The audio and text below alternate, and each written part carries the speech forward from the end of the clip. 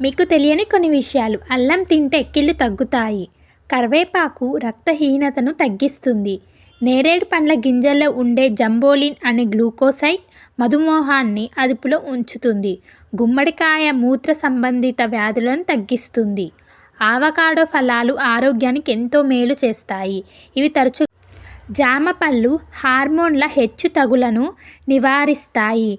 Black tea మధుమేహాన్ని దూరంగా ఉంచుతుంది. సజ్జల్ని ఎక్కువగా తీసుకుంటే ఫైల్స్ బాధ నుంచి ఉపశమనం లభిస్తుంది.